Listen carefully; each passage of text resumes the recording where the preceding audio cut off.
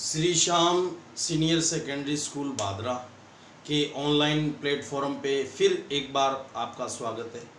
तो प्यारे बच्चों, हम मानव पाचन तंत्र के पांचवें अंग, जो कि सबसे महत्वपूर्ण अंग होता है मानव पाचन तंत्र का, छोटी आंत के बारे में पढ़ने जा रहे हैं। तो छोटी आंत के बारे में हम पढ़ेंगे। मानव पाचन तंत्र का ये सबसे महत्वपूर्ण अंग होता है। मानव पाचन तंत्र का सबसे महत्वपूर्ण अंग क्या होता है? छोटी आंत। अमाशय के जठर निर्गमीय भाग, आपको पता है कि अमाशय का अंतिम भाग क्या होता है? जठर निर्गमीय भाग। अमाशय की हमने जो संरचना देखी थी उसमें लास्ट का जो भाग था वो क्या था? दाहिना और छोटा भाग क्या था? जठर निर्गमीय भाग। कौन सा भाग? जठर निर्गमीय भाग। और बड़ा और बायां भाग क्या था? बड़ा और बायां भाग था जठरागम या कार्डियक भाग। कार्डियक भाग। और बीच का जो भाग था वो था फंडिश भाग। कौन सा भाग था? फंडिश भाग। ठीक है। तो जो अमाशय के अंतिम भाग से जुड़ता है ये भाग क्या कहलाता है? सबसे पहला और सबसे छोटा भाग होता है ये ग्रहणी। छोटी आंत का सबसे पहला और सबसे छोटा भाग जो किससे जुड़ता है? जठर निर्गमीय भाग से जुड़ता है। और ये पहला भाग तो क्या हो गया? ग्रहणी। यानी छोटी आंत कहां से शुरू होती है? ग्रहणी से शुरू होती है। फिर ये ऐसे सर्पिलाकार चलता है और इस भाग को क्या कहते हैं? अग्र क्षुद्रांत्र। क्या कहते हैं? अग्र क्षुद्रांत्र। और इसका जो अंतिम भाग किससे जुड़ता है? बड़ी आंत के पहले और छोटे भाग ऐदांत्र के साथ जुड़ता है। इस भाग को क्या कहा जाता है? इस भाग को कहा जाता है क्षुद्रांत्र। क्या कहा जाता है? क्षुद्रांत्र। तो सबसे पहला और सबसे छोटा भाग छोटी आंत का क्या होता है? ग्रहणी। और सबसे अंतिम भाग क्या होता है? क्षुद्रांत्र। और ग्रहणी और क्षुद्रांत्र के बीच में ये जो सर्पिलाकार भाग होता है इसको क्या बोलते हैं? अग्र क्षुद्रांत्र बोलते हैं। सीधा सीधा अर्थ हो गया कि जो छोटी आंत होती है वो कितने भागों में बंटी होती है? 3 भागों में। जिस प्रकार से अमाशय 3 भागों में बंटा होता है उसी प्रकार से छोटी आंत भी कितने भागों में बंटी होती है? 3 भागों के अंदर। तो छोटी आंत के 3 भाग कौन से हो गए? एक तो हो गया ग्रहणी जो सबसे पहला और सबसे छोटा भाग होता है, और अंतिम भाग हो गया क्षुद्रांत्र। और इनके ये जो बीच का भाग है ये क्या कहलाएगा? अग्र क्षुद्रांत्र।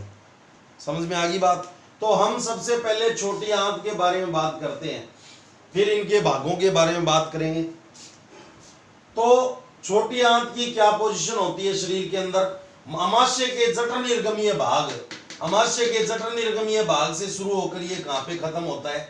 बड़ी आंत पर पूर्ण होता है। यानी अमाशय के जठर निर्गमीय भाग से शुरू होकर बड़ी आंत पर क्या होता है? पूर्ण होता है। उसके बाद में मानव पाचन तंत्र का सबसे लंबा अंग, सबसे चौड़ा अंग आपको बताया था मानव पाचन तंत्र के अंदर क्या होता है? अमाशय होता है, जिसका आयतन 1 से 3 लीटर होता है और ये 1 से 3 लीटर तक आहार ग्रहित कर सकता है। और सबसे लंबा भाग क्या होता है? सबसे लंबा भाग अगर आपको कोई पूछ लेता है तो वो क्या होता है? छोटी आंत। और मानव में इसकी औसत लंबाई कितनी होती है? 7 मीटर होती है लगभग। कितनी? मानव में छोटी आंत की लगभग औसत लंबाई कितनी होती है? 7 मीटर होती है। ठीक है। उसके बाद में हम बात करते हैं, लेकिन ये क्या होता है? अत्यधिक कुंडलित अवस्था में होने के कारण बहुत ही छोटे क्षेत्र के अंदर क्या हो जाता है? व्यवस्थित हो जाता है। तो मानव पाचन तंत्र का सबसे लंबा भाग क्या होता है? छोटी आंत होता है। इसकी मानव में औसत लंबाई कितनी होती है? 7 मीटर। लेकिन यह अत्यधिक कुंडलित अवस्था में होने के कारण छोटे क्षेत्र में क्या हो जाता है? व्यवस्थित हो जाता है। और बहुत ही मोस्ट इंपोर्टेंट क्वेश्चन है कि छोटी आंत कि मानव पाचन तंत्र का वह अंग जिसमें सर्वाधिक पाचन और सर्वाधिक अवशोषण की क्रिया संपन्न होती है वो कौन सा अंग होता है? वो होता है बच्चों छोटी आंत। ठीक है बच्चों। तो मानव पाचन तंत्र का वह अंग जहां पे सबसे ज्यादा पाचन और सबसे ज्यादा अवशोषण की क्रिया होती है वो मानव पाचन तंत्र का कौन सा अंग होता है? छोटी आंत होता है। तो इसके लिए अलग अलग जो इसके भाग है वो अलग अलग कार्य करते हैं। तो बच्चों छोटी आंत को कितने भागों में बांटा गया है? 3 भागों के अंदर। ये हमने आपको वापस चित्र के माध्यम से बता दिया। ग्रहणी, ग्रहणी के बाद में ये जो सर्पिलाकार संरचना, ये क्या हो गया? ग्रहणी के आगे वाला भाग अग्र क्षुद्रांत्र, और ग्रहणी का अंतिम भाग क्या कहलाता है? क्षुद्रांत्र, सॉरी, छोटी आंत का अंतिम भाग क्या कहलाता है? क्षुद्रांत्र कहलाता है, जो बड़ी आंत के प्रथम भाग ऐदांत्र या अंधनाल से जुड़ता है। तो अंतिम भाग जो ऐदांत्र या अंधनाल से जुड़ता है, ऐदांत्र या अंधनाल क्या होता है, ये हम आपको बड़ी आंत के अंदर बताएंगे कि बड़ी आंत का भी सबसे पहला भाग क्या होता है? अंधनाल या ऐदांत्र होता है। ठीक है बच्चों, तो अब हम छोटी आंत के प्रत्येक अंग के बारे में पढ़ते हैं। सबसे पहले बच्चों ग्रहणी। अगर आपको कोई पूछ ले कि छोटी आंत के कौन से अंग के अंदर सर्वाधिक पाचन होता है, तो मैं आपको बता दूं पाचन तो सबसे ज्यादा किसमें होता है? छोटी आंत के सबसे पहले और सबसे छोटे भाग के अंदर होता है। सबसे पहले और सबसे छोटे भाग ग्रहणी के अंदर सबसे ज्यादा पाचन होता है, और सबसे ज्यादा जो अवशोषण की क्रिया होती है, यानी मुख्य रूप से जो अवशोषण की क्रिया होती है वो किसमें होती है? अग्र क्षुद्रांत्र के अंदर होती है। सबसे ज्यादा अवशोषण की क्रिया छोटी आंत के कौन से भाग के अंदर होती है? वो तो होती है बच्चों, यानी मुख्य रूप से अवशोषण की प्रक्रिया किसमें होती है? अग्र क्षुद्रांत्र में होती है। और सबसे ज्यादा जो पाचन की क्रिया होती है वो किसमें होती है? ग्रहणी के अंदर होती है। तो हम सबसे पहले, और क्षुद्रांत्र में भी क्या होता है? अवशोषण का कार्य होता है। क्षुद्रांत्र के अंदर किसका अवशोषण होता है? उन चीजों का अवशोषण होता है जो अगर क्षुद्रांत्र द्वारा क्या नहीं किए जा सकते? अवशोषित नहीं किए जा सकते। मतलब मैं आपको यहां पे बता देता हूं बच्चों, जो पाचन करेगा छोटी आंत का कौन सा भाग करेगा? ग्रहणी। और ये दोनों भाग क्या काम करते हैं? ये दोनों भाग बच्चों अवशोषण का काम करते हैं। मुख्य रूप से अवशोषण का काम कौन करता है? अगर क्षुद्रांत्र करता है। और कुछ चीजों का अवशोषण किसके द्वारा भी किया जाता है? क्षुद्रांत्र के द्वारा भी किया जाता है। तो हम सबसे पहले ग्रहणी के बारे में पढ़ते हैं। किसके बारे में पढ़ते हैं? ग्रहणी के बारे में। देखिए इस बार जो बोर्ड का पैटर्न है वो क्या हो गया? चेंज हो गया। तो इस हिसाब से अगर हम छोटे क्वेश्चनों पे फोकस करना चाहते हैं तो हमें पाठों को क्या करना पड़ेगा? डीपली पढ़ना पड़ेगा, नहीं तो छोटे छोटे क्वेश्चन बच के निकल जाएंगे और हमें क्वेश्चन का पता भी नहीं चलेगा। इसलिए इन पाठों को हमें क्या पढ़ना पड़ेगा? डीपली पढ़ना पड़ेगा। वैसे तो पेपर इजी आएगा, लेकिन अगर जो बच्चा डीपली नहीं पढ़ेगा उसके लिए पेपर क्या हो सकता है? हार्ड भी हो सकता है, क्योंकि मौत का और क्वेश्चन का कोई पता नहीं होता किस हिसाब से आ जाए। ठीक है बच्चों, तो अब हम बात करते हैं बच्चों ग्रहणी के बारे में। अमाशय से जुड़ा छोटी आंत का सबसे पहला और सबसे छोटा भाग क्या होता है? ग्रहणी होता है। अमाशय से जुड़ा हुआ, यानी अमाशय के कौन से भाग से जुड़ा हुआ? जठर निर्गमीय भाग से जुड़ा हुआ छोटी आंत का सबसे पहला और सबसे छोटा भाग क्या होता है? ग्रहणी होता है। यानी हम कह सकते हैं कि अमाशय से भोजन किसमें एंट्री करता है? किसमें प्रवेश करता है? ग्रहणी में प्रवेश करता है। और मैं आपको स्पेशल नोट करके ये बात बता देता हूं कि ग्रहणी के अंदर ही बच्चों सबसे ज्यादा पाचन की क्रिया क्या होती है? संपन्न होती है। इसके लिए यह यकृत से, तो इसके लिए इसको कुछ न कुछ तो चाहिए, यानी भोजन को पचाने के लिए ग्रहणी को 3 प्रकार के रस चाहिए। कौन कौन से? ये यकृत से पित्तरस का स्रावण प्राप्त कर लेता है, अग्नाशय से अग्नाशी रस का स्रावण प्राप्त कर लेता है, और आंत्र से आंत्रीय रस का स्रावण प्राप्त कर लेता है। इन रसों के अंदर ये पाचक रस होते हैं बच्चों। इन रसों के अंदर क्या होता है? विभिन्न प्रकार के पाचक एंजाइम होते हैं, और पाचक एंजाइम के द्वारा क्या हो जाता है? पाचक एंजाइम के द्वारा भोजन का टोटली पाचन हो जाता है। यानी जो हमने भोजन खाया उसका क्या बन जाता है? रस बन जाता है। यानी पाचित भोजन रस में चेंज हो जाता है वो, और जो जिन पदार्थों का पाचन नहीं हो पाता वो क्या हो जाते हैं? अपशिष्ट। वो क्या? अपशिष्ट बन जाते हैं। ठीक है बच्चों, तो हम बात कर रहे हैं किसके बारे में? अगर आपको कोई पूछ ले कि मानव पाचन तंत्र के अंदर सर्वाधिक केवल पाचन की क्रिया कहां पे संपन्न होती है, तो सर्वाधिक पाचन की क्रिया छोटी आंत के सबसे पहले और सबसे छोटे भाग ग्रहणी के अंदर संपन्न होती है। इसके लिए ये यकृत से पित्तरस, अग्नाशय से अग्नाशी रस और आंत्र से आंत्रीय रस का स्रावण प्राप्त करता है। इन रसों के अंदर क्या होती हैं? उपस्थित एंजाइम होते हैं, जिनका हम आगे भोजन का जब पाचन आपको समझाएंगे तो उस दौरान हम आपको बताएंगे कि कौन सा एंजाइम किस पोषक तत्वों का पाचन करता है। तो इन रसों में उपस्थित एंजाइमों के द्वारा भोजन का क्या किया जाता है? पाचन किया जाता है। मैं एक बार जल्दी जल्दी फिर रिपीट कर देता हूं। अमाशय से जुड़ा हुआ छोटी आंत का सबसे पहला और सबसे छोटा भाग हम समझ सकते हैं। अमाशय के से जुड़ा के जठरनिर्गमीय भाग से जुड़ा हुआ छोटी आंत का सबसे पहला और सबसे छोटा भाग ग्रहणी होता है, जिसमें अमाशय से भोजन प्रवेश करता है और इसमें सर्वाधिक पाचन की क्रिया संपन्न होती है। और इसके लिए ये यकृत से पित्तरस, अग्नाशय से अग्नाशी रस और आंत्र से आंत्रीय रस का स्रावण प्राप्त करता है। और इन पाचक रसों में विभिन्न प्रकार के क्या होते हैं? एंजाइम होते हैं। और इन एंजाइमों की सहायता से भोजन का क्या किया जाता है? पाचन किया जाता है। ठीक है बच्चों।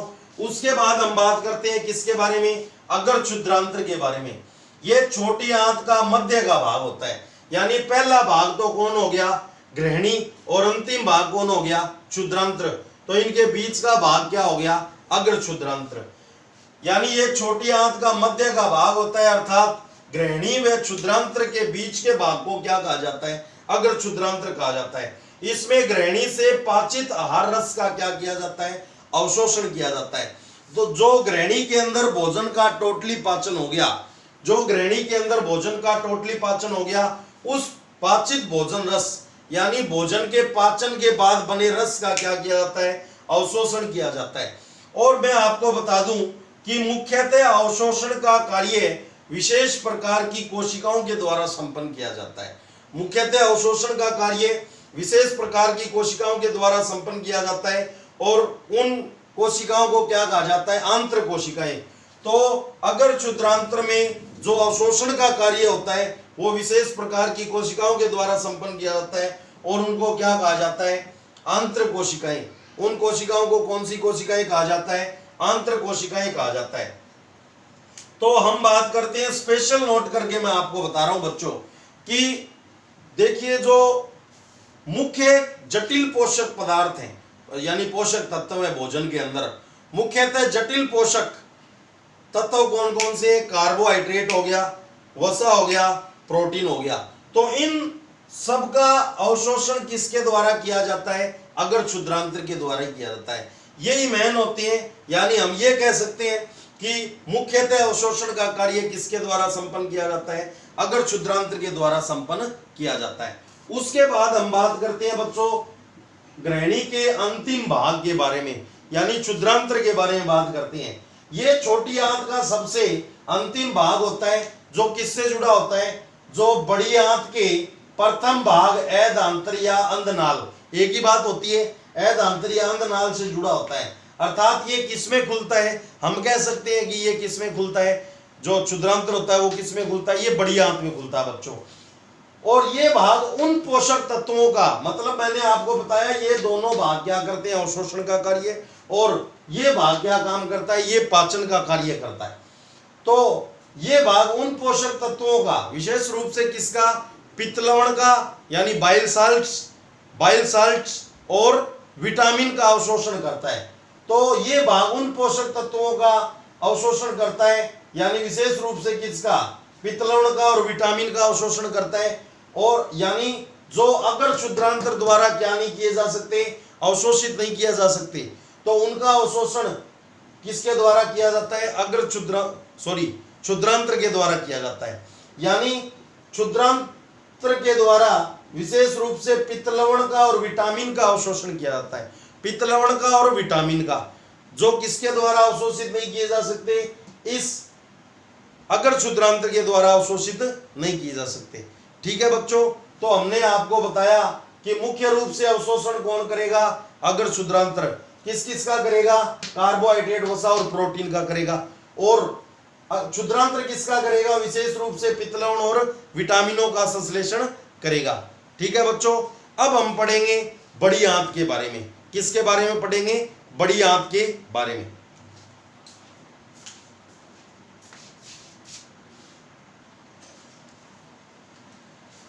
तो अब हम पढ़ेंगे बड़ी आंत के बारे में। ठीक है, किसके बारे में? बड़ी आंत के बारे में। क्षुद्रांत्र आगे बड़ी आंत से जुड़ा होता है। क्षुद्रांत्र किससे जुड़ा होता है? आगे बड़ी आंत से जुड़ा होता है। यहाँ कुछ विशेष जीवाणु पाए जाते हैं जो छोटी आंत से शेष बचे अपाचित भोजन को किण्वन क्रिया द्वारा सरलीकृत कर पचाने में मदद करते हैं। किण्वन क्रिया क्या होती है? फर्मेंटेशन, यानी इसका अर्थ क्या होता है? सड़ना या फटना। यानी बड़ी आंत, छोटी आंत से भोजन किस में आएगा? जो अपचित भोजन है वो किसको डोनेट कर दिया जाता है? किस में भेज दिया जाता है? वो भेज दिया जाता है बच्चों बड़ी आंत के अंदर। और बड़ी आंत में क्या पाए जाते हैं? विशेष प्रकार के जीवाणु पाए जाते हैं। उन जीवाणुओं के द्वारा शेष बचे अपाचित भोजन को किण्वन क्रिया द्वारा सरलीकृत कर पचाने में क्या की जाती है? सहायता की जाती है। तो हमने आपको जो मेन डायग्राम बताया था,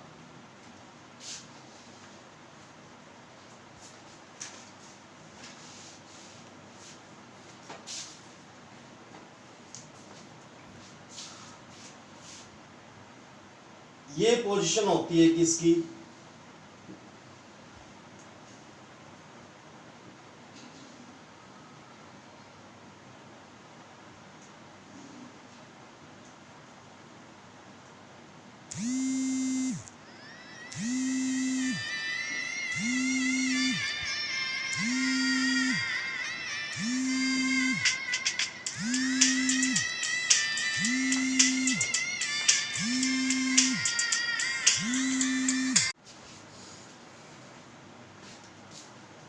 कुछ टेक्निकल प्रॉब्लम के कारण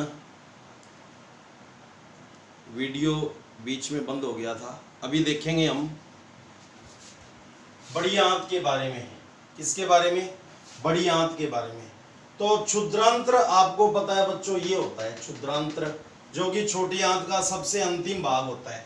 क्षुद्रांत्र आगे किससे जुड़ा होता है? बड़ी आंत से जुड़ा होता है। ये पोर्शन पूरा का पूरा क्या है? बड़ी आंत का है।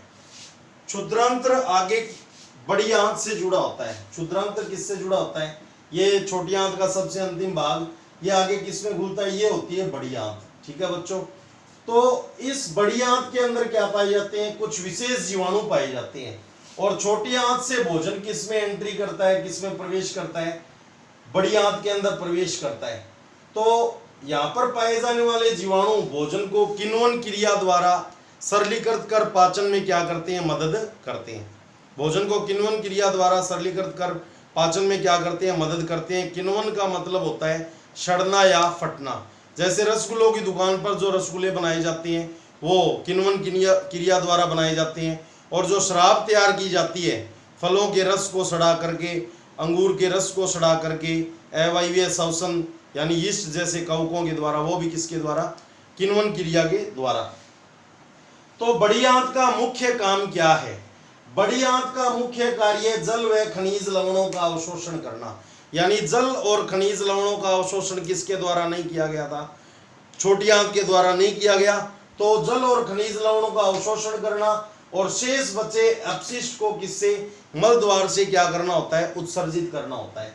ये बड़ी आंत का मुख्य काम होता है। यानी बड़ी आंत के द्वारा जो बड़ी आंत के अंदर पाए जाने वाले विशेष जीवाणु हैं उनके द्वारा भोजन को क्या किया जाता है? सड़ाया जाता है, यानी किण्वन क्रिया द्वारा सरलीकृत किया जाता है और फिर भोजन का पाचन किया जाता है। और बड़ी आंत का मुख्य कार्य क्या होता है? जल व खनिज लवणों का अवशोषण और शेष बचे अपशिष्ट पदार्थ को मल द्वार से बाहर निकालना। तो छोटी आंत की भांति बड़ी आंत भी कितने भागों में बंटी होती है? 3 भागों के अंदर बंटी होती है। कौन कौन से भाग होते हैं? सबसे पहला भाग होता है अधांतरीय अंधनाल। ये जो पोर्शन है अधांतरीय अंधनाल होता है, अधांतरीय अंधनाल। उसके बाद में दूसरा पोर्शन हो गया कौन सा? बृहदांत्र, जो यहां से शुरू होकर और ये पूरा का पूरा 4 नलियों के अंदर जो बंटा होता है, ये पूरा पोर्शन क्या कहलाता है? ये कहलाता है बृहदांत्र। और इसका जो सबसे अंतिम भाग होता है मलाशय, जिसमें मल भंडारित रहता है, अपशिष्ट पदार्थ क्या रहता है? भंडारित रहता है, वो क्या होता है? मलाशय। तो तो हम बड़ी आंत के प्रत्येक अंग को अच्छे तरीके से समझेंगे और किसका क्या काम है वो भी हम समझेंगे। ठीक है बच्चों, तो सबसे पहले हम आपको बता दें कि ऐदांत्र या अंधनाल ये भाग क्षुद्रांत्र से जुड़ा होता है। और क्षुद्रांत्र आपको मैंने बहुत बार बताया कि छोटी आंत का सबसे अंतिम भाग, ये जो भाग होता है वो क्या होता है, ऐदांत्र, या इसका एक और नाम क्या होता है, अंधनाल। यहां से क्षुद्रांत्र से आने वाले पाचित आहार रस का क्या किया जाता है, अवशोषण। यहां क्या किया जाता है, क्षुद्रांत्र से आने वाले पाचित आहार रस का अवशोषण, और मुख्य रूप से किसका अवशोषण किया जाता है, जल व खनिज लवण का अवशोषण किया जाता है। और शेष जो अपशिष्ट बच जाता है उसको आगे किसमें भेज दिया जाता है, इस वृदांत्र के अंदर भेज दिया जाता है। किसमें भेज दिया जाता है, वृदांत्र के अंदर। तो आपको पता चल गया होगा, कार्बोहाइड्रेट, प्रोटीन और वसा का अवशोषण अगर क्षुद्रांत्र के द्वारा किया गया था, और क्षुद्रांत्र के द्वारा पित्त लवण और विटामिन का अवशोषण किया गया, और जल और खनिज लवण का अवशोषण जो बड़ी आंत का सबसे पहला भाग होता है, कौन सा, ऐदांत्र, जो क्षुद्रांत्र से जुड़ा होता है, उसके द्वारा अवशोषण किया जाता है। उसके बाद में जो शेष अपशिष्ट पदार्थ बच जाता है उसको किसमें भेज दिया जाता है, आगे वृदांत्र के अंदर भेज दिया जाता है। अब बच्चों बात आ जाती है कि बड़ी आंत का पहला भाग ऐदांत्र जो क्षुद्रांत्र यानी छोटी आंत के सबसे अंतिम भाग से जुड़ा होता है, इससे थोड़ा ठीक नीचे लगभग 4-5 इंच लंबा अंग बाहर निकला रहता है, उसको क्या बोलते हैं, वर्मीफोरम अपेंडिक्स। क्या बोलते हैं उसको, वर्मीफोरम अपेंडिक्स, वर्मीफोरम अपेंडिक्स बोलते हैं। और हिंदी के अंदर इसको बोलते हैं कर्मी रूप परिशेषिका। क्या बोलते हैं इसको, कर्मी रूप परिशेषिका, इसको बोलते हैं कर्मी रूप परिशेषिका। ठीक है, तो वर्मीफोरम अपेंडिक्स जो कि एक अवशेषांग है। सबसे पहले आप ये देखिए अवशेषांग क्या होते हैं। हमारे शरीर के अंदर दो अवशेषांग है मुख्य रूप से, एक तो अक्कल दाढ़ और एक कौन सा हो गया, अपेंडिक्स, वर्मीफोरम अपेंडिक्स यानी कर्मी रूप परिशेषिका। अवशेषांग किसे कहते हैं, ये बोर्ड के अंदर क्वेश्चन भी आया हुआ है।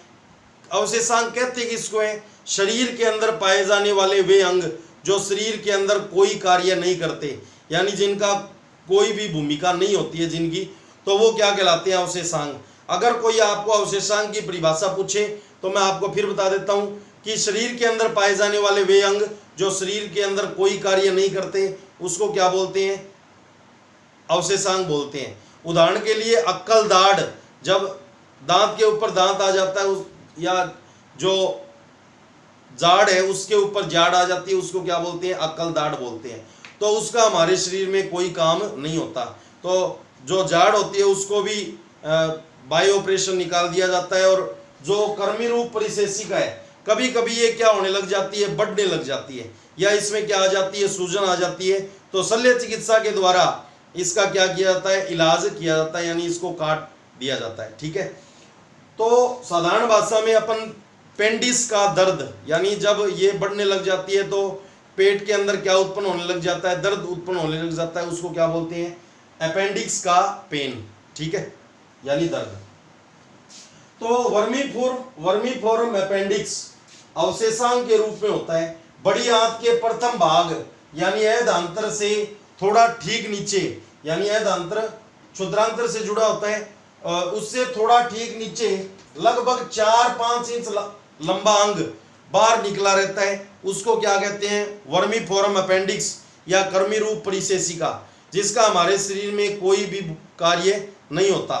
तो ये हमारे शरीर में एक अवशेषांग के रूप में कार्य करता है। तो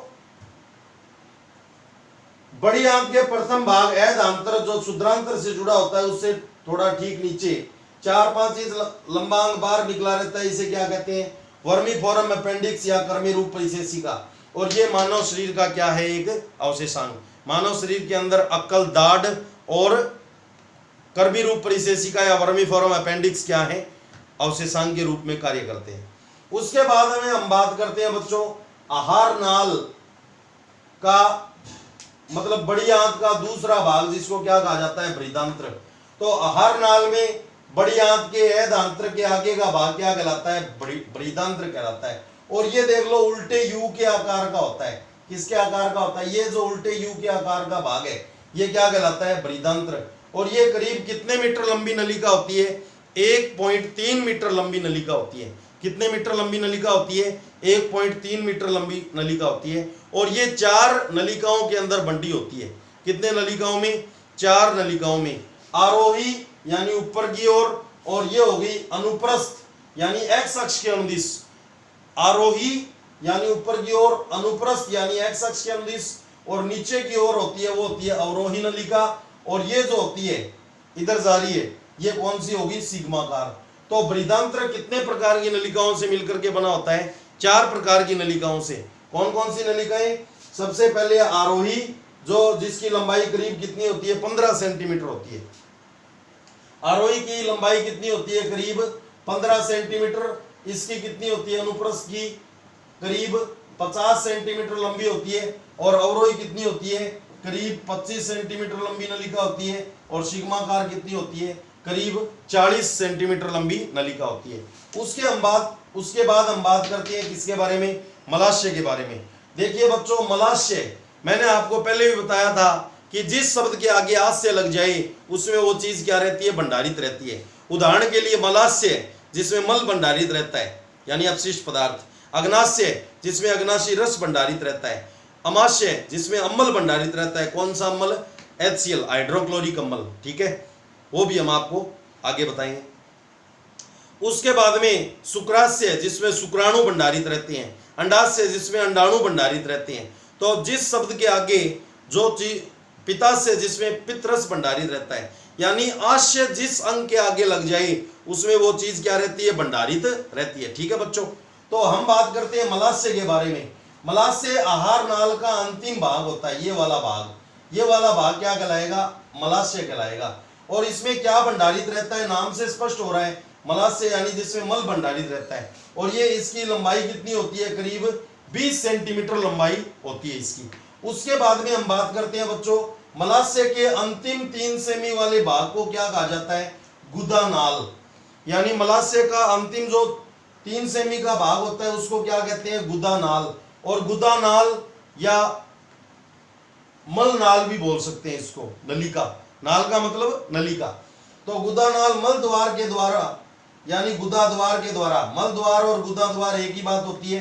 तो गुदानाल मल द्वार या गुदा द्वार के रास्ते कहाँ पे खुलता है? बाहर की ओर खुलता है। और गुदा द्वार पर आकर आहार नाल क्या हो जाती है? समाप्त हो जाती है। हमने आपको बताया था लगभग 8 से 10 मीटर लंबी नलिका होती है, और जो मुंह से लेकर गुदा द्वार तक आकर खत्म हो जाती है। और आहार नाल के अंदर सभी अंग मिलकर और कुछ अन्य अंग मिलकर किसका निर्माण करते हैं? पाचन तंत्र का निर्माण करते हैं। तो ये गुदा द्वार पर आकर आहार नाल क्या हो जाती है? समाप्त हो जाती है। अब हमने आपको पहले स्वरणी पेशियों के भी बारे में बताया था कि स्वरणी पेशियां क्या होती है? पाचन तंत्र के अंदर या आहार नाल के विभिन्न स्तरों पर क्या पाई जाती है? विभिन्न प्रकार की स्वरणी पेशियां पाई जाती है। और स्वरणी पेशियां अलग अलग जगह पे पाई जाएंगी और उनके काम क्या है? भोजन, पाचित भोजन रस और अपशिष्ट की गति को क्या करती है? नियंत्रित करती है। जिस प्रकार से अमाशय के अंदर 2 प्रकार की स्वरणी पेशियां थी, एक तो ग्रास नलिका अवरोधनी पेशी और एक जठर निर्गमीय अवरोधनी पेशी, उसी प्रकार गुदानाल में भी 2 प्रकार की स्वरणी पेशियां पाई जाती हैं। तो उन स्वरणी पेशियों के क्या क्या नाम है? एक तो अंतः स्वरणी पेशी और एक बहिस्वरणी पेशी।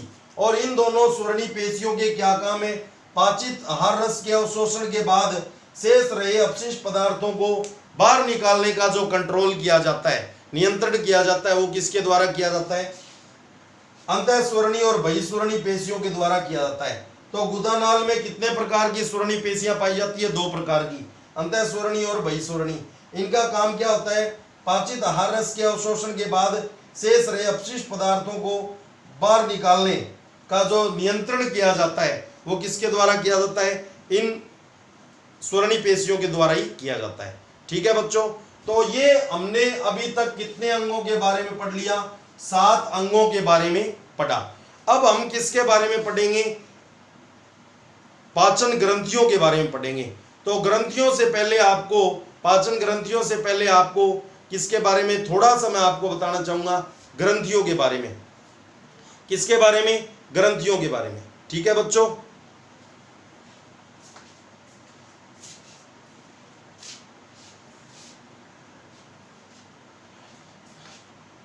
तो देखिए, पाचन ग्रंथियां समझने से पहले हमें ये पता होना चाहिए कि हमारे शरीर में ग्रंथियां कितने टाइप की होती है। ठीक है, थोड़ा सा मैं अलग से आपको बता रहा हूँ भी। शरीर में, हमारे शरीर में दो प्रकार की ग्रंथियां होती है।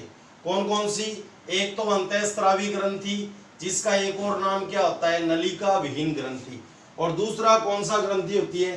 दूसरी ग्रंथि होती है बच्चों बहिस्रावी ग्रंथि।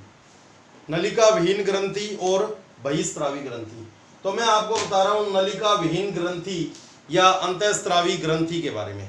अंतःस्रावी ग्रंथि किसको कहते हैं? शरीर में उपस्थित वे ग्रंथियां जो अपने उत्पाद को अर्थात हार्मोन को, हार्मोन क्या होता है वो मैं आपको बताऊंगा।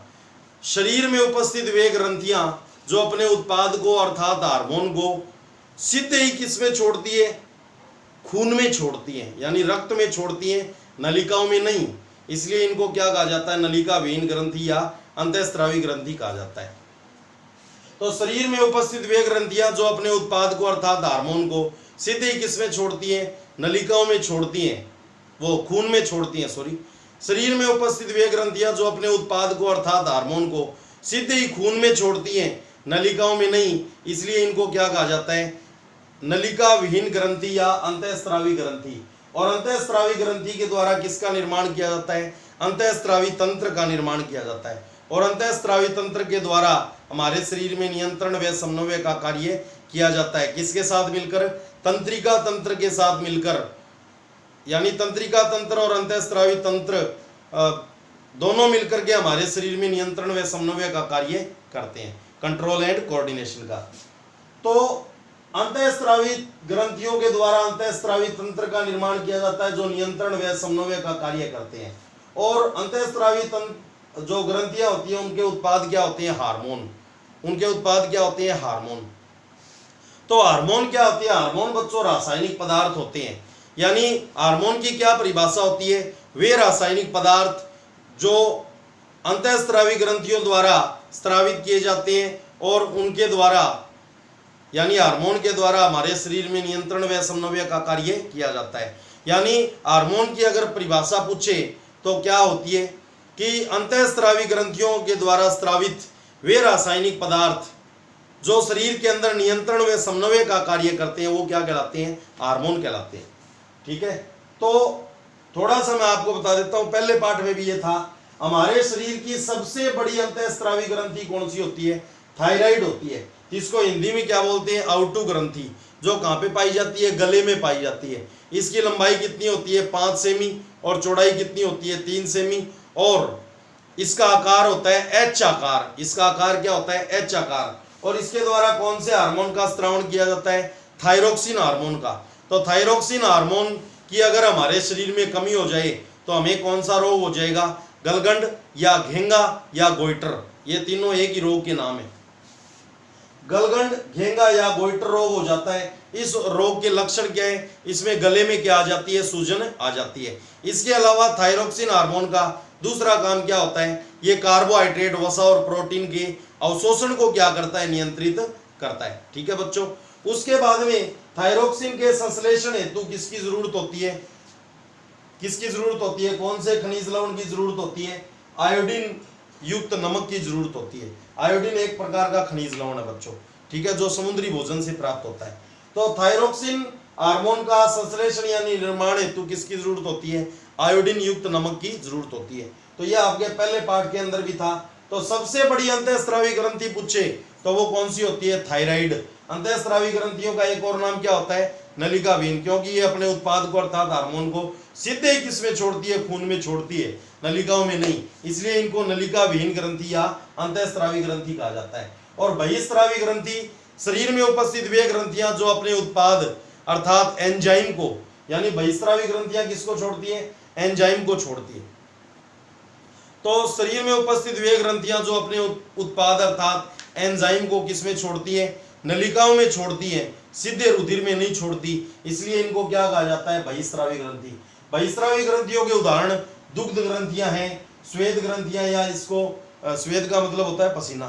तो दुग्ध भी नलिकाओं में छोड़ा जाता है। दुग्ध नलिकाओं में दुग्ध ग्रंथियां कह सकते हैं उनको, ये बहिस्रावी ग्रंथि का उदाहरण है। और श्वेत ग्रंथियां श्वेत जो होता है वो भी किसमें, नलिकाओं में छोड़ा जाता है। तो ये 3 प्रकार के क्वेश्चन बनते हैं बच्चों। सबसे बड़ी ग्रंथि आपको कोई पूछ ले तो वो होती है बच्चों यकृत। अगर आपको कोई पूछे कि सबसे बड़ी ग्रंथि कौन सी है शरीर की, तो वो कौन सी होती है, लीवर यानी यकृत। और सबसे बड़ी अंतःस्रावी ग्रंथि बोले तो कौन सी होती है, थायराइड, जिसका हिंदी का नाम क्या होता है, थायरोक्सिन, जो गले में पाई जाती है। और मिश्रित ग्रंथि, मिश्रित ग्रंथि क्यों कह दिया इसको, यानी अग्नाशय को मिश्रित ग्रंथि कहती है। अग्नाशय जो अमाशय के नीचे, यकृत अमाशय, ग्रहणी और तिल्ली से घिरी होती है। तो अग्नाशय ग्रंथि जो हार्मोन भी छोड़ती है और एंजाइम भी छोड़ती है। तो ये हमारी पाचन ग्रंथि है, इसके बारे में हम पूर्णतः डिटेल से पढ़ेंगे। ठीक है बच्चों, तो ये हमने छोटा सा एक टॉपिक आपको बताया कि शरीर में 2 प्रकार की ग्रंथियां कौन कौन सी होती हैं। सबसे बड़ी अंतःस्रावी कौन सी होती है, सबसे छोटी अंतःस्रावी ग्रंथि की बात करें, हालांकि ये टॉपिक आपके पार्ट से हट चुका है, लेकिन ये पहले पार्ट के अंदर है। ठीक है, तो कुछ चीजें ऐसी होती है जिसको समझाने के लिए हमें अलग हथकंडे यूज करने पड़ते हैं। ठीक है बच्चों,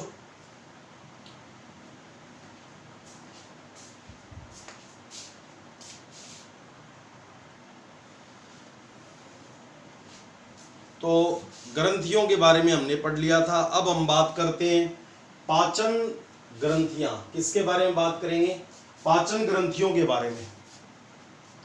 तो आहार नाल के अंगों के अलावा 3 पाचन ग्रंथियां पाई जाती हैं। कितनी पाचन ग्रंथियां पाई जाती हैं, 3 पाचन ग्रंथियां। क्या क्या नाम है उनके, सबसे पहले लार ग्रंथि। कौन सी ग्रंथि है, लार ग्रंथि। 2 नंबर पे है अग्नाशय ग्रंथि और 3 नंबर पे है बच्चों यकृत ग्रंथि। अग्नाशय ग्रंथि शरीर की मिश्रित ग्रंथि है और यकृत ग्रंथि शरीर की सबसे बड़ी ग्रंथि है। ठीक है, और सबसे बड़ी अंतःस्रावी ग्रंथि थायराइड, जिसको आउटू कहते हैं। ये हमने आपको पहले ही बता दिया था। अब हम बात करते हैं बच्चों लार ग्रंथि के बारे में।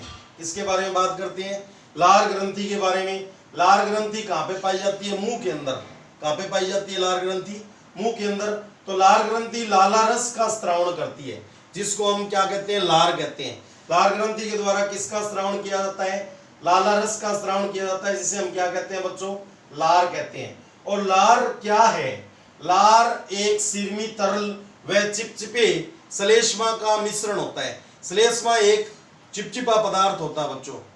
ठीक है, तो लार क्या है, सिरमी तरल, यानी लार 2 चीजों से मिलकर के बना होता है। एक तो सिरमी तरल भाग होता है और एक चिपचिपा श्लेष्मा भाग होता है। इन दोनों से मिलकर के किसका निर्माण होता है, लार का।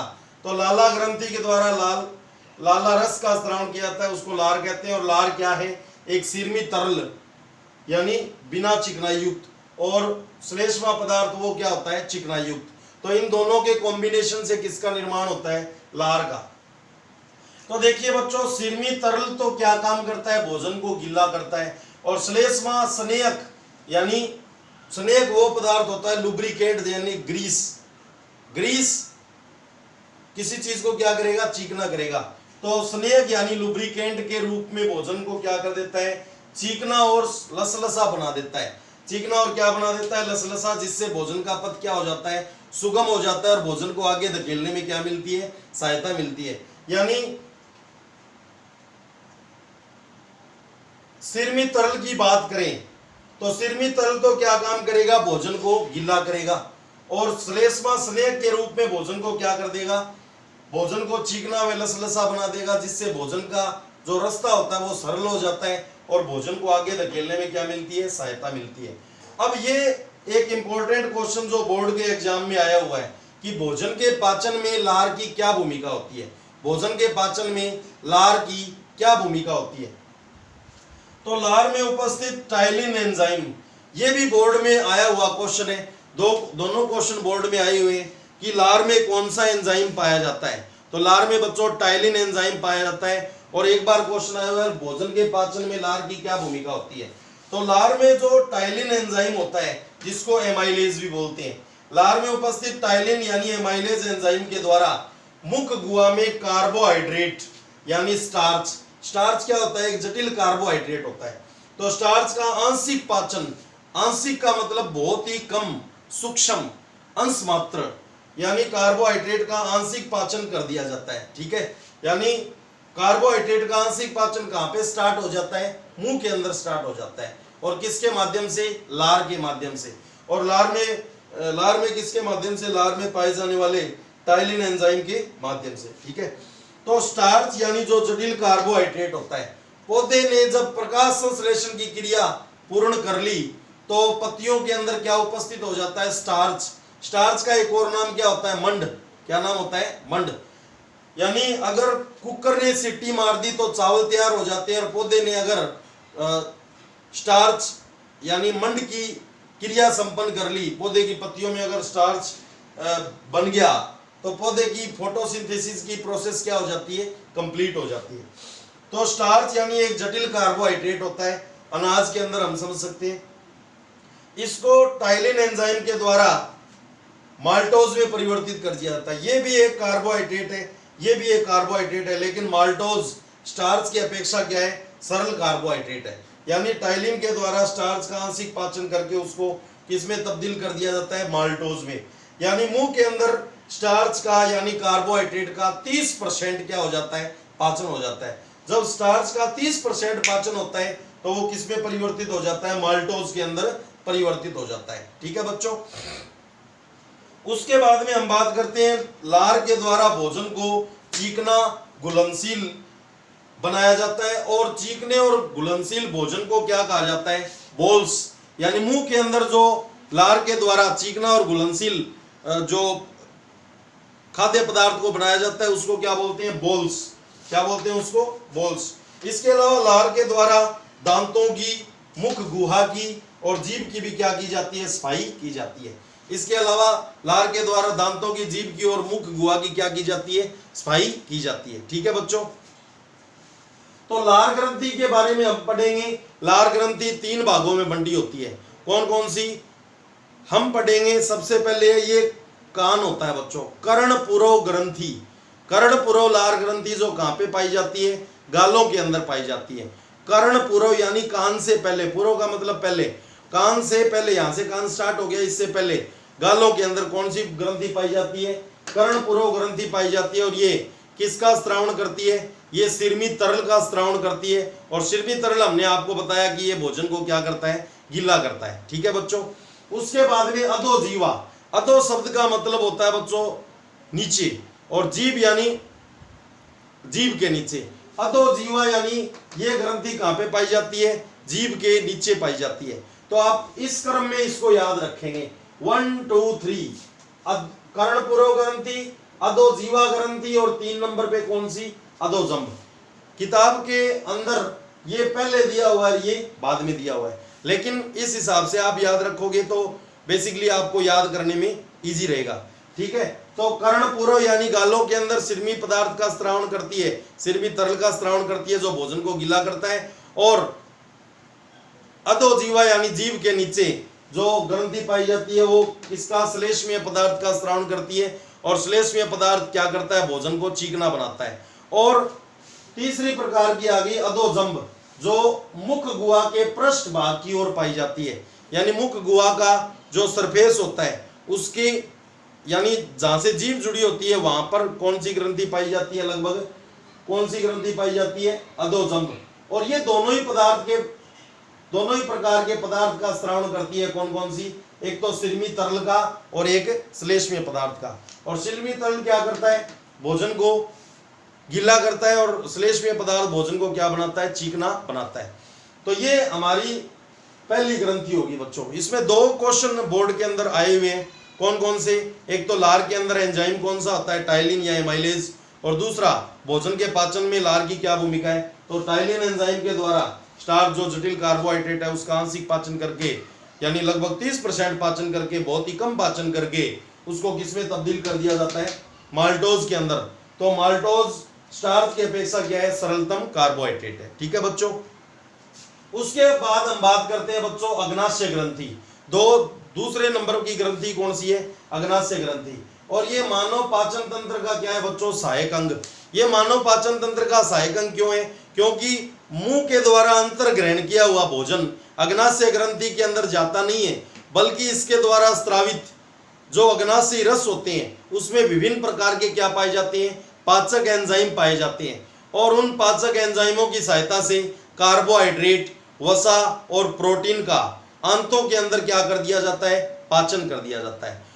इसको मानव पाचन तंत्र का सहायक अंग क्यों कहा जाता है, क्योंकि मुंह के द्वारा अंतर ग्रहण किया हुआ भोजन किसमें नहीं जाता, बताओ, अग्नाशय ग्रंथि के अंदर जाता नहीं है, बल्कि इसके द्वारा स्रावित अग्नाशयी रस, अग्नाशय ग्रंथि पैंक्रियाज बोलते हैं इंग्लिश में, तो अग्नाशय ग्रंथि के द्वारा कौन से रस का स्रावण किया जाता है, अग्नाशयी रस का स्रावण किया जाता है। और अग्नाशयी रस के अंदर क्या होते हैं, अग्नाशयी रस के द्वारा आंतों में प्रोटीन का, कार्बोहाइड्रेट का और वसा का क्या किया जाता है, पाचन किया जाता है, यानी पाचन में क्या मिलती है, सहायता।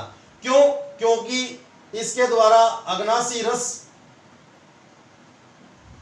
का स्रावण किया जाता है और उस अग्नाशयी रस में विभिन्न प्रकार के क्या पाए जाते हैं, एंजाइम पाए जाते हैं। उस अग्नाशयी रस में विभिन्न प्रकार के क्या पाए जाते हैं, एंजाइम। समझ में आ गई बात बच्चों?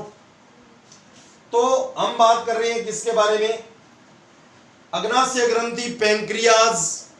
पैंक्रियाज क्या काम करती है, अग्नाशयी रस का स्रावण करती है। अग्नाशयी रस में क्या होते हैं, विभिन्न प्रकार के पाचक एंजाइम होते हैं और पाचक एंजाइमों की सहायता से आंतों के अंदर प्रोटीन, कार्बोहाइड्रेट, वसा आदि का पाचन किया जाता है, यानी पाचन में क्या मिलती है, सहायता मिलती है।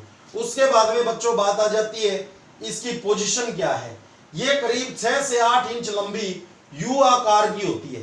कितने, 6 से 8 इंच लंबी यू आकार की होती है। और ये किस किस से घिरी होती है, यकृत से प्लीहा यानी तिल्ली, जिसको बोलते हैं इंग्लिश में स्प्लिन बोलते हैं, यकृत, प्लीहा यानी तिल्ली, और तीसरी चीज ग्रहणी। ग्रहणी आपको पता है छोटी आंत का सबसे पहला और सबसे छोटा भाग, जहां पे सर्वाधिक पाचन की क्रिया होती है। और ग्रहणी क्या करती है, यकृत से पित्तरस, अग्नाशय से अग्नाशयी रस और आंत्र से आंतरीय रस का स्रावण प्राप्त करती है, जिससे भोजन का क्या किया जाता है, पाचन किया जाता है। तो ये यकृत, तिल्ली यानी प्लीहा और ग्रहणी, इन तीनों से घिरी हुई कौन से कलर की होती है, पीले कलर की ग्रंथि होती है, पीले रंग की ग्रंथि होती है। और ये किसके नीचे स्थित होती है, अमाशय के नीचे स्थित होती है। तो ये इसकी क्या हो गई, इन पॉइंट्स में इनकी क्या होगी, पोजीशन। अब इसको शरीर की मिश्रित ग्रंथि कहा जाता है। इसको शरीर की क्या कहा जाता है, मिश्रित ग्रंथि। क्यों कहा जाता है, क्योंकि ये अंतःस्रावी और बहिस्रावी दोनों का ही काम करती है। ये शरीर की मिश्रित ग्रंथि इसलिए कहा जाता है क्योंकि ये अंतःस्रावी और बहिस्रावी दोनों का ही कार्य करती है। अर्थात ये अंतःस्रावी के रूप में तो क्या छोड़ती है, हार्मोन, इंसुलिन और ग्लूकागोन नामक हार्मोन छोड़ती है। समझ में आ गई बात? अंतःस्रावी के रूप में तो इंसुलिन और ग्लूकागोन हार्मोन छोड़ती है। तो आपको पता चल गया होगा कि इसको शरीर की मिश्रित ग्रंथि क्यों कहा जाता है, क्योंकि ये अंतःस्रावी का और बहिस्रावी दोनों का ही काम करती है। अंतःस्रावी के रूप में तो ये हार्मोन छोड़ती है और बहिस्रावी के रूप में ये क्या छोड़ती है, एंजाइम छोड़ती है। तो हम बात करते हैं कि ये अंतःस्रावी के रूप में इंसुलिन और ग्लूकागोन नामक हार्मोनों का स्रावण करती है और बहिस्रावी के रूप में ये किसका स्रावण करती है, एंजाइमों का स्रावण करती है।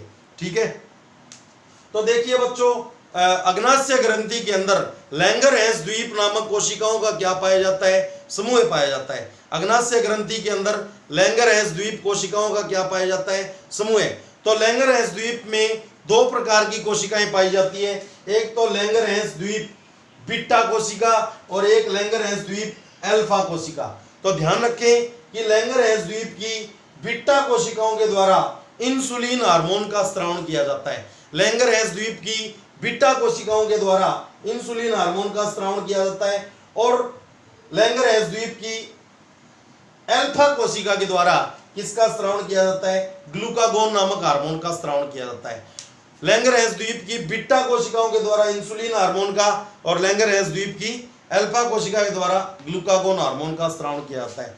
अब इंसुलिन क्या काम करता है, जैसे बच्चों ये लेवल होना चाहिए ग्लूकोज का रुधिर के अंदर, यानी शर्करा या ग्लूकोज एक ही बात होती है।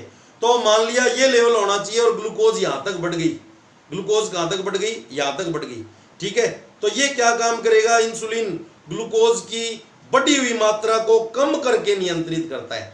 इंसुलिन क्या काम करता है, रुधिर के अंदर यानी खून के अंदर ग्लूकोज की बढ़ी हुई मात्रा को कम करके नियंत्रित करता है। और ग्लूकागोन क्या काम करता है, मतलब होनी तो यहाँ पे चाहिए थी और ग्लूकोज का स्तर रुधिर के अंदर कम हो गया, तो ग्लूकागोन क्या काम करता है, रुधिर के अंदर ग्लूकोज की कम हुई मात्रा को बढ़ा करके क्या करता है, नियंत्रित। मतलब इस लेवल तक लगभग 90 से 120 रुधिर के अंदर ग्लूकोज की मात्रा होनी चाहिए। ठीक है, तो ग्लूकोज की बढ़ी हुई मात्रा को कम करके तो नियंत्रित कौन करता है, इंसुलिन। और रुधिर के अंदर ग्लूकोज की कम हुई मात्रा को बढ़ाकर नियंत्रित कौन करता है, ग्लूकागोन। इसका मतलब ये दोनों हार्मोन इंसुलिन और ग्लूकागोन दोनों मिलकर के रुधिर के अंदर ग्लूकोज यानी शर्करा की मात्रा को क्या करते हैं, नियंत्रित करते हैं। अगर हमारे शरीर में किसकी कमी हो जाए, इंसुलिन की कमी हो जाए, तो हमारे शरीर के अंदर डायबिटीज या इसको कह सकते हैं शुगर या इसको कह सकते हैं मधुमेह रोग हो जाता है। अगर हमारे शरीर के अंदर किसकी कमी हो जाए, इंसुलिन हार्मोन की कमी हो जाए, यानी इसकी कमी क्यों हो जाती है, जैसे जैसे हमारे शरीर के अंदर जो उम्र बढ़ती जाती है तो ये हमारी जो पैंक्रियाज है ये क्या हो जाती है, कमजोर हो जाती है और इंसुलिन हार्मोन का स्रावण कम करने लग जाती है। और कम करने लग जाएगी तो सीधी सीधी बात है, रुधिर के अंदर ग्लूकोज यानी शर्करा का स्तर निर्धारित स्तर से क्या हो जाएगा, बढ़ जाएगा। और उस रोग को कौन सा रोग कहते हैं, जब शर्करा की मात्रा बढ़ जाती है उसको मधुमेह या डायबिटीज या शुगर रोग कहते हैं। शुगर का जो रोगी होता है, पेशेंट होता है, वो बाहर से तो स्वस्थ दिखाई देता है और अंदर से उसका शरीर धीरे धीरे क्या होता जाता है, खोखला होता जाता है और शुगर के कारण उसको अनेक रोग भी हो जाते हैं। यानी जो व्यक्ति शुगर का पेशेंट है उसका ऑपरेशन करने में भी दिक्कत आती है, क्योंकि शुगर के व्यक्ति के जो घाव होते हैं वो जल्दी से नहीं भरते। जो भी जिस व्यक्ति का ऑपरेशन होना है तो डॉक्टर पहले यही चेक करता है भी शुगर है या नहीं है। तो अगर व्यक्ति के शुगर होती है तो उसको शल्य चिकित्सा में प्रॉब्लम आती है, इसलिए पहले क्या किया जाता है, इंसुलिन के इंजेक्शन लगाए जाते हैं। अगर बहुत ज्यादा शुगर रहने लग जाती है, शुगर का स्तर बढ़ जाता है रुधिर के अंदर, तो किसके इंजेक्शन लगाए जाते हैं, इंसुलिन के। तो इंसुलिन के इंजेक्शन क्यों लगाए जाते हैं, ये क्वेश्चन बोर्ड के अंदर आया हुआ है। मधुमेह के रोगियों को इंसुलिन का इंजेक्शन देकर उनका उपाय कैसे किया जाता है, तो यदि रोगी के अंदर लैंगरहैंस द्वीप की बीटा कोशिकाओं द्वारा इंसुलिन हार्मोन का स्रावण सही ढंग से नहीं हो रहा तो उस व्यक्ति के कौन सा रोग हो जाता है, मधुमेह रोग हो जाता है। और उस मधुमेह को उपचारित करने के लिए उसको बाहर से किसका इंजेक्शन देना पड़ता है, इंसुलिन का इंजेक्शन। पहले तो अगर थोड़ा ज़्यादा शुगर रहता है तो टैबलेट वगैरह से ये क्या हो जाता है, कंट्रोल आ जाता है। लेकिन अगर बहुत ज़्यादा शुगर रुधिर के अंदर बढ़ जाता है, यानी शर्करा की मात्रा बढ़ जाती है, तो उसको क्या किया जाता है, इंसुलिन के इंजेक्शन लगाने पड़ते हैं। ठीक है, और शुगर आज के समय में वर्तमान टाइम में क्या है, असाध्य रोग है, यानी इसका इलाज संभव नहीं है। इसका जो सावधानी ही क्या है, इसका उपचार है। ठीक है बच्चों, तो आयु में वृद्धि के साथ साथ ये पैंक्रियाज हमारी क्या हो जाती है, कमजोर, और शरीर क्या हो जाता है, खोखला हो जाता है। ठीक है, बाहर से स्वस्थ दिखाई देगा लेकिन अंदर से शरीर क्या हो जाता है, खोखला। ठीक है, तो ये हमने आपको किसके बारे में बताया, अग्नाशय ग्रंथि के बारे में, इंसुलिन और ग्लूकागोन। ये बोर्ड के अंदर मधुमेह के रोगियों को इंसुलिन का इंजेक्शन क्यों दिया जाता है, ये बोर्ड के अंदर आया हुआ है। ठीक है, उसके बाद में लास्ट 3 नंबर पे ग्रंथि आ गई बच्चों, यकृत। इसके बारे में भी हम आपको पहले बता चुके हैं। क्या, शरीर की सबसे बड़ी ग्रंथि, 1 नंबर में आने वाला क्वेश्चन है कौन सा, शरीर की सबसे बड़ी ग्रंथि कौन सी है, यकृत है। ठीक है बच्चों, तो मानव शरीर में सबसे बड़ी ग्रंथि कौन सी होती है, यकृत, यानी लीवर बोलते हैं इसको इंग्लिश में, इसको पैंक्रियाज बोलते हैं। ठीक है, तो मानव शरीर में सबसे बड़ी और महत्वपूर्ण पाचक ग्रंथि है ये। बेसिकली वसा का जो पाचन होता है वो इसके द्वारा स्रावित पित्रस के द्वारा होता है बच्चों। ठीक है, तो यकृत मानव शरीर में सबसे बड़ी और महत्वपूर्ण पाचक ग्रंथि है। ठीक है बच्चों, मानव पाचन तंत्र का सहायक अंग है, ये भी सहायक अंग है और ये भी सहायक अंग है, ये दोनों ही सहायक अंग है बच्चों। क्योंकि मानव के द्वारा अंतर्ग्रहण किया हुआ भोजन यकृत के अंदर जाता नहीं है, बल्कि इसके द्वारा स्रावित पित्रस की सहायता से भोजन के पाचन में क्या मिलती है, सहायता मिलती है। यही हमने यहाँ पे आपको बताया कि मानव पाचन तंत्र का सहायक अंग एक तो अग्नाशय ग्रंथि और एक कौन सा, यकृत। क्योंकि मानव के द्वारा अंतर्ग्रहण किया हुआ, अंदर ग्रहण किया हुआ भोजन किसमें नहीं जाता, यकृत के अंदर जाता नहीं है, बल्कि इसके द्वारा स्रावित पित्रस से भोजन के पाचन में क्या मिलती है, सहायता मिलती है। इसकी पोजीशन क्या है बच्चों, ये मध्य पट जिसको डायफ्राम बोलते हैं। डायफ्राम आपको हमने पहले भी बताया था, एक पेशीय संधि होती है जो दोनों फेफड़ों को क्या करती है, आधार प्रदान करती है। श्वसन तंत्र के बारे में ये हम आपको बताएंगे मध्य पट के बारे में डिटेल से। तो मध्य पट के नीचे अमाशय के कुछ दाईं ओर, अमाशय के कुछ दाईं ओर, मध्य पट के नीचे अमाशय के कुछ दाईं ओर पाई जाने वाली लाल भूरे रंग की लगभग त्रिकोणाकार ग्रंथि होती है। मध्य पट के नीचे अमाशय के कुछ दाईं ओर, अमाशय के कुछ दाईं ओर और लाल भूरे रंग की लगभग त्रिकोणीय, 3 कोणों वाली ग्रंथि होती है। और इसका अधिकतम वजन कहां पे होता है, दाईं ओर होता है बच्चों। इसका अधिकतम वजन कहां पे होता है, दाईं ओर। और सामने से अगर आप देखोगे तो यकृत कितने भागों में, दाईं और बाएं भाग में बंटा हुआ नजर आता है, जिसको दाईं पालिका और क्या कहा जाता है, बाईं पालिका, यानी यकृत पालिकाएं कहा जाता है। और अगर सतह से तल की तरफ देखने पर 2 अतिरिक्त पालिका और नजर आती है। अगर सतह से तल की ओर देखने पर 2 पालियां और दिखाई देती है, 2 पालिकाएं और दिखाई देती है। अगर सतह से तल की ओर देखने पर 2 पालियां और दिखाई देती है, ठीक है। और इनको क्या कहा जाता है, यकृत पालिका कहा जाता है।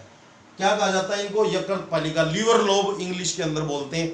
लीवर लोब कहते हैं किसको है, यकृत की मूलभूत संरचनात्मक, क्रियात्मक और एकल इकाई को क्या कहा जाता है, यकृत पालिका कहा जाता है। और लगभग 1 लाख यकृत पालिका मिलकर के किसका निर्माण करती है, यकृत पालिका का निर्माण, 1 लाख यकृत पालिका मिलकर के यकृत का निर्माण करती है। और यकृत पालिका की जो आकृति होती है वो कौन सी होती है, षटकोणीय होती है। संरचना कौन सी होती है यकृत पालिका की, षटकोणीय होती है। यकृत की मूलभूत, क्रियात्मक, संरचनात्मक और एकल इकाई को क्या कहा जाता है, लीवर लोब यानी यकृत पालिका।